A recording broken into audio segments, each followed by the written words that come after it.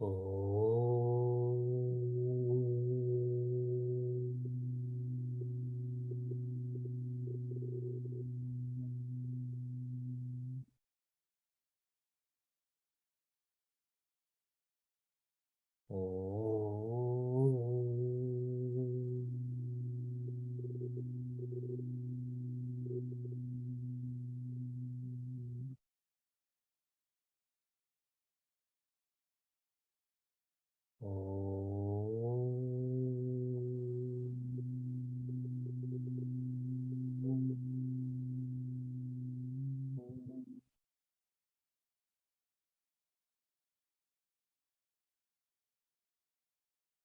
Welcome to Meaningful Mornings. For anyone who's watching this recording and you watched yesterday's recording, then I looked very different in yesterday's recording as compared to today. So what happened?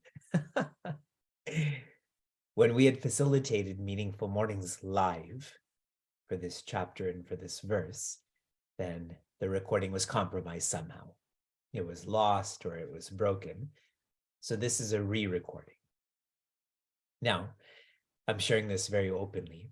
It is difficult to re-record these Meaningful Mornings teachings because Meaningful Mornings is continuous. It is satata, meaning consistent. So there's a flow of thought that goes day by day by day. Now, for this particular chapter and verse, that was November of 2021. Right now, we're in April of 2023. So what is Meaningful Mornings? It is accepting what happens and adapting accordingly. So the way I've accepted and adapted, for you to do the same. Sanatana Dharma means infinite nature. Now, we don't feel that right now, so this requires study and discipline. Studying infinity and the discipline for this to become one's nature. For those who are studying Sanatana Dharma, which is popularly known as Hinduism, Bhagavad Gita's chapter 4 is an integral part of one's study. Lots and lots and lots is shared for us to know Sanatana, for us to discipline, so this becomes our Dharma. Zooming into this more, in chapter 3, Shri Krishna is guiding Prince Arjuna to live selflessly.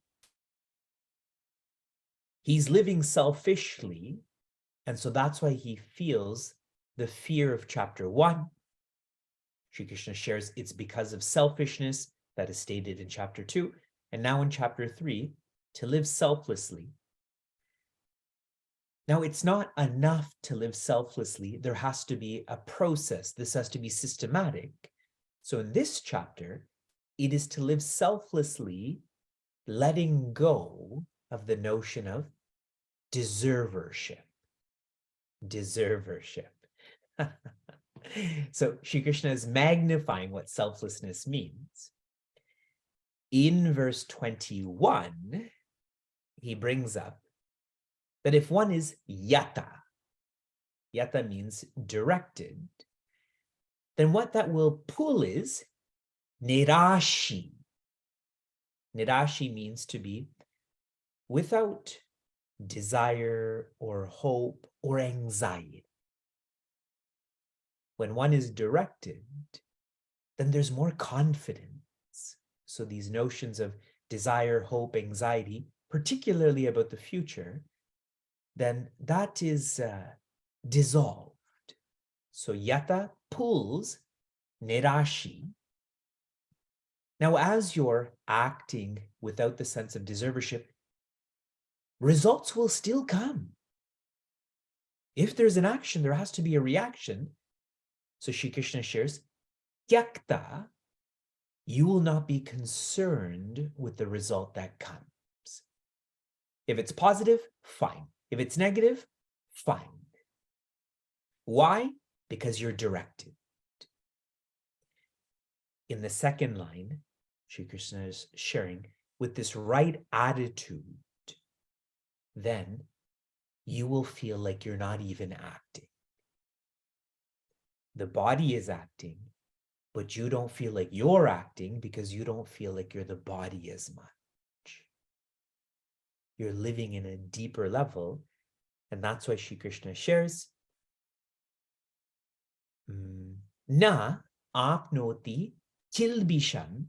As one is acting, one will not be incurring any negativity or papa. That was one of Prince Arjuna's justifications for not fighting, not following his responsibilities, is that he feels like this is negative. There will be sin, but Sri Krishna is highlighting, with the right attitude, you are doing this because it's your responsibility. You are doing this for me. Have no anxiety. Whatever results that come, this is your responsibility. So results are less relevant, and know that the results will not be negative, will not be papa. Sri Krishna continues with this thought process in verse 22. Yadricha labha santushtaha dvandvatito vimatsaraha samasiddhava siddhaucha kritvapi na nibadhyate.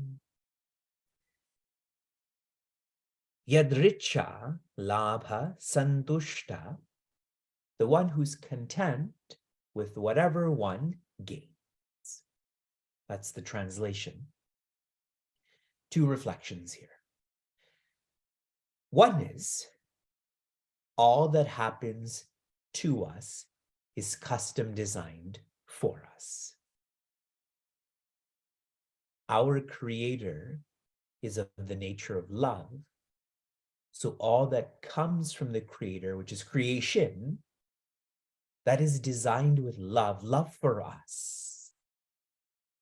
Now, what does love feel like in self-development? The opportunity to evolve.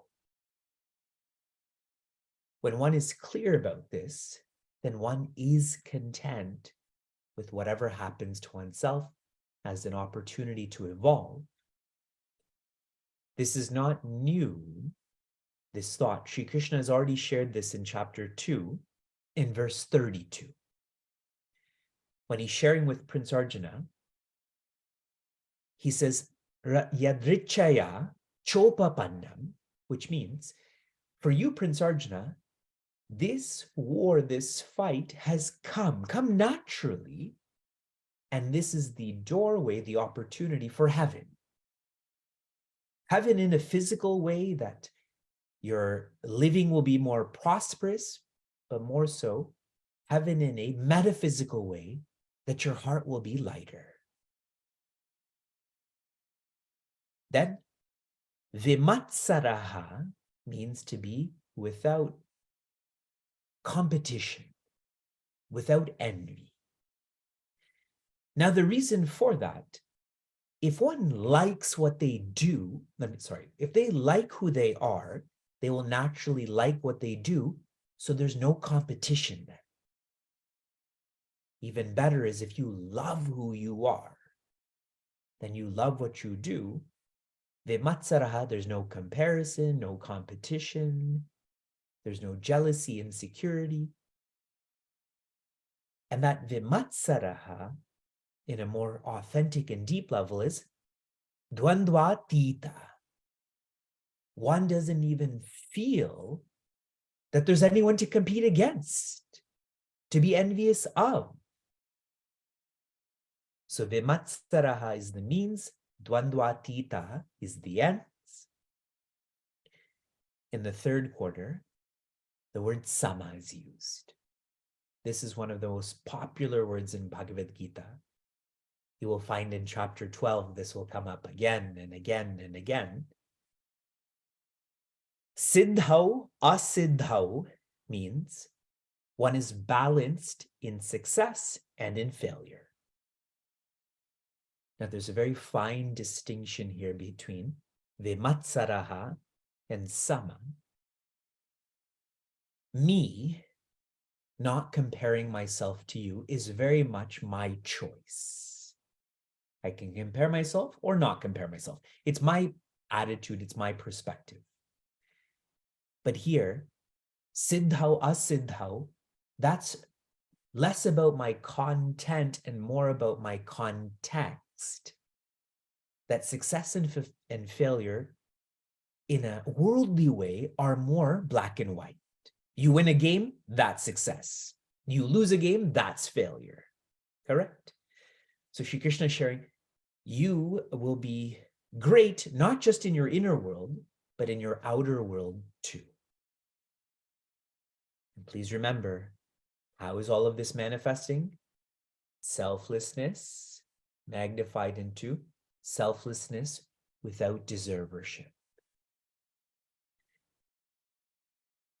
Kritvapi nanibhadyate, and Shri Krishna summarizes very much like he summarized in the previous verse, that if one is living like this, content, not comparing, rising above competition, being balanced in success and failure, as one is acting, one is not going to incur negativity, papa, bandha, any sort of limit.